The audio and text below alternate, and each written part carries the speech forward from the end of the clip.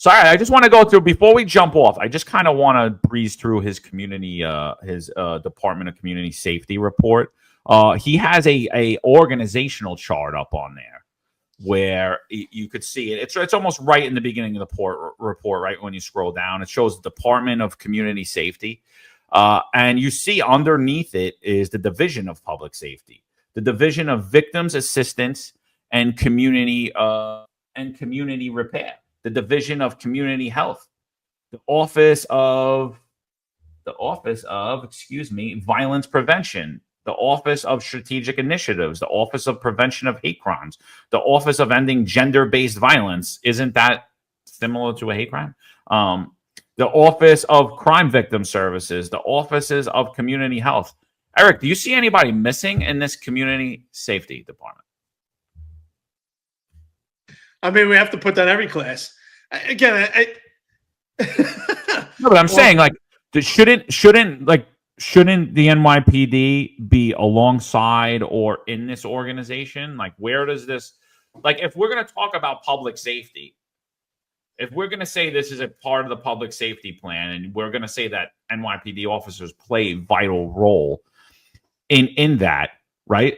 They play a vital role in that. Where are they in your org chart? Like, where did they fall? That was my point to the conversation that we had earlier and offline. I wanted to get into, where does the NYPD play a pivotal role in his community safety team? Are they at the hierarchy? Because we did speak to him very briefly. He did mention he believes that the NYPD is important and critical. But are they at the hierarchy? Are the men with the guns? Or are we going to this UK-style policing where it's going to be civilian-based or men without guns? And then when things get so critical, the men with guns come in. This is a problem here. I mean, that's why I really want to get into it with him. We can't run away from it. This country was built on gun culture. It was built on two things: guns and horses. This country was built on guns and horses. That's how we transported stuff, and everyone carried a gun. And that's built on gun culture, and it's not a bad thing. It's just part of our society, and we need men with guns out there doing policing. This idea of the civilian-based model actually creates more problems. You know, I was watching this thing on social media yesterday, and this cop said exactly what I say all the time. We have put so much emphasis on civilian-based type models of getting involved with policing and this whole thing of de-escalate, that we've done so much de-escalating that we've actually escalated the situation. Because we're so hesitant and we don't want to use firearms and we don't want to use force and we're de-escalating, that we end up using more force rather than if we had a situation and this cop was talking about, you know, when you have a domestic violence situation and you get that maybe a husband and wife argument, and the husband's pissed off that the cops are there, and he starts to ball up his fist and he starts to clench his jaw. And what does a good cop know? Game is on, right? And what did we do back in the day? That guy was getting tackled right away. Tackled, put handcuffs on, dust him off, he's good to go. But now, because we de-escalate so much and we talk, sir, calm down, sir, calm down, sir, calm down, that eventually now he wants to strike you or he wants to pull something out to hurt you, and now we're using tasers and we're using firearms. So we've done so much de-escalating that we escalate the situation because we don't want the men out there with the guns. Yeah. Stay Trained Up says Zohran is not even going to be a cliff note in this race with his acquiesced thinking. You know, I just want to remind everybody on here. In my opinion, I already told you the best campaign ad was Paperboy Prince, without a doubt. He wins hands down. The best campaign overall, Zohran Mamdani. If you believe those polls, I mean, I don't know. I did you watch the 2020 polls? Did you watch the 2024 polls? Did you believe any of those? Because I didn't. And guess what? You were right, right? You were right, right? And then did you believe? You know, so it's like 2016 polls. Remember those? 0% chance of Donald Trump winning, and then he wins. He becomes the president of the United States. I don't believe polls. They could be skewed. You look at the poll numbers. Oh, I polled 600 people on the street. Did they even live in New York City? Like, who are they? I'm not buying those polls. You know what I'm buying? I'm buying that fundraising. I'm buying when you're looking at Zohran Mamdani getting those, destroying these candidates, these people who are considered political juggernauts. Andrew Cuomo, Eric Adams, Scott Stringer, Adrian Adams. He didn't beat them. He destroyed them. If this was a basketball game, it would be 34-0. Andrew Cuomo would have 4 points. He took in these small campaign donations. These are from New York City residents. What's New York City's major problem? Getting people out to vote. Zohran Mamdani's base is not going to have that problem. Believe me, they're going to come out to vote, and they're going to come out to vote in numbers. And regardless if he wins the Democratic primary or not, he is going to be on that ballot. So if Andrew Cuomo comes out as a Democratic candidate and Zohran comes out as a working family candidate, and now you have Eric Adams on the independent line, and you have Jim Walden on the independent line, and you have Curtis Sliwa, you have 5 candidates running. The race is wide open. Who, in my opinion, has the strongest base is going to win? That's Zohran Mamdani. Anybody discounting him because you don't like what he's saying, you're making a very bad mistake. You're making a very bad mistake. You're not looking at the big picture. He is a formidable candidate. He has probably, in my opinion, the best shot to win out of everybody on that field.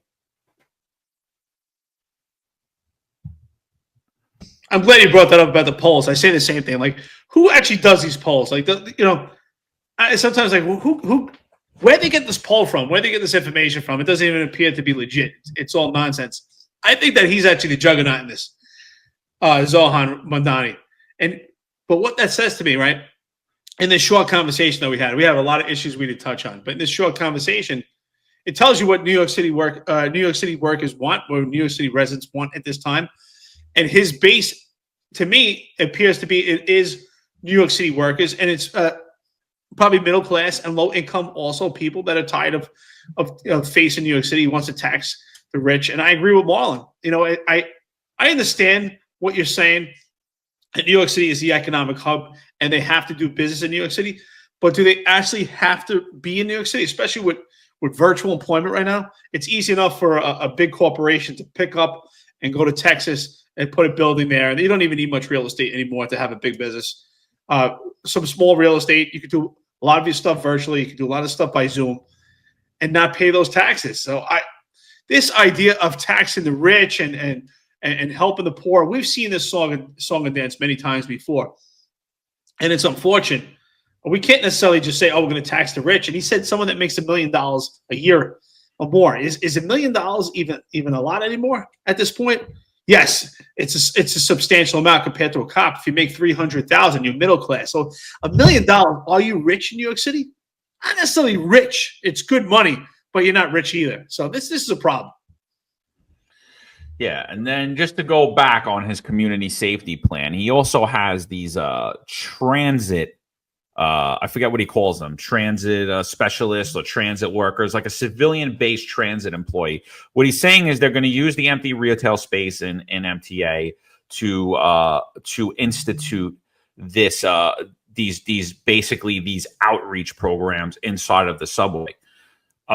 Again, I think when I look at the community safety plan, what fails here to me is where is the coordination with the NYPD? That's what I'm not seeing. I don't see anything in here where they're going to be coordinating with the NYPD. What?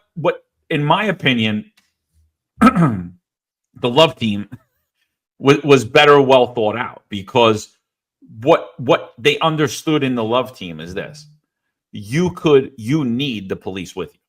Again, the police don't have to be. They shouldn't be, right? The uniform's intimidating. We're not nice guys. People don't think we're nice. We have an intimidating look. We stand intimidating, or at least we used to. Guy with a muscular build, 2 guys with muscular build, standing in the background looking like you better do what this lady's telling you. But it's very important that they're there or readily accessible. Because what's going to happen, what people will come to find out quickly, is if he does get elected and this does go into place, is these social workers are going to be working hand in hand with the police, because you're going to need the police there to prevent you from being assaulted or to stop an assault once it's occurring. It can't be, I agree with some of the civilian take on things. I do. I agree with some of the Democratic take on things, that like the approach to dealing with mentally ill and homeless has to be more nuanced than what Eric Adams is doing. Just go lock everybody up. It's like, what the hell are you talking about? You know, you're not solving anything. You're not helping anything. You're actually making things worse, you know? So, but like, you have a plan to basically get rid of the NYPD's response to it. And I agree, there are things that we shouldn't be dealing with. Like, I don't know why we're dealing with most stuff that we deal with. I don't. There should be people that, you know, in where I am in Florida, they have like these community safety cops or whatever they're called. They're basically civilians. They assist on like traffic accidents, on road details, on things like this. They're community based. They're community based people, right? Like they're not. You know, they don't take enforcement towards you. They don't give you a traffic ticket. They just kind of assist. And it's pretty effective, man. You know, it's pretty effective of like not having to spend the big bucks on police officers and not having that authoritative presence there consistently. So I think when you're dealing with the mentally ill and homeless, there's some portions of it that are good, but to sit there and write the NYPD off, which that's based upon what I'm reading, that's what it seems like to me, I think is completely short-sighted and not really weighing down on the issues. Yeah, listen, I have to agree in a sense that the police department became this entity that they want cops involved in everything. And there's some things that we just don't need to be there. And it stems even, not just this administration, not even former Mayor Bill de Blasio, but back when we had Ray Kelly as the commissioner and Bloomberg as the mayor. I remember, I'm sure John remembered also, as a cop, they started to have police officers respond to carbon monoxide alarms. And I remember saying, why are we responding to carbon monoxide alarms? Now, I want to help anybody, but that's something completely for the fire department. I don't see any reason why the police need to respond. But of course, they wanted the police involved in everything. So you can see how this is stuff that happens over years where the police are involved in every single thing, and I understand it. And now we've got these Democrats that are trying to move so far away from the police department and move everything to civilian base. So the tip of the scales have really swayed too far. I think that there is some room and opportunity for civilian entities to work hand in hand with the police department, but it should be supplemental to contribute and be an attributing factor to help the police department. The police department should be the hierarchy, and the police department should be the focal point of policing. And if there's some civilian-based stuff to assist the police officers, maybe the civilians play a role in follow-up. You know, initial response to most incidents should be the police. Even when it comes to homeless, when it comes to emotionally disturbed, it should be the police to make the initial response in case there's any potential for violence. And we know that a 911 call is a mystery. We never know actually what plays out until you respond to that 911 call and what actually plays out. I've had many times, John, I'm sure you've had it too. I'm sure many of our active retired members of law enforcement throughout this country know exactly what I'm talking about. I've had numerous times where people call 911 and it turns out that's my perpetrator. And that person I actually arrested numerous times, right? Because we don't know what's behind the curtain, what's happening at a 911 call. So I think for the majority of things, the NYPD should be the initial response, and then we can have the civilians to do follow-ups, to do a follow-up on someone's emotionally disturbed. You've just watched a clip from our live episode. Click the description to watch the full episode. Like, share, and subscribe for more videos just like this.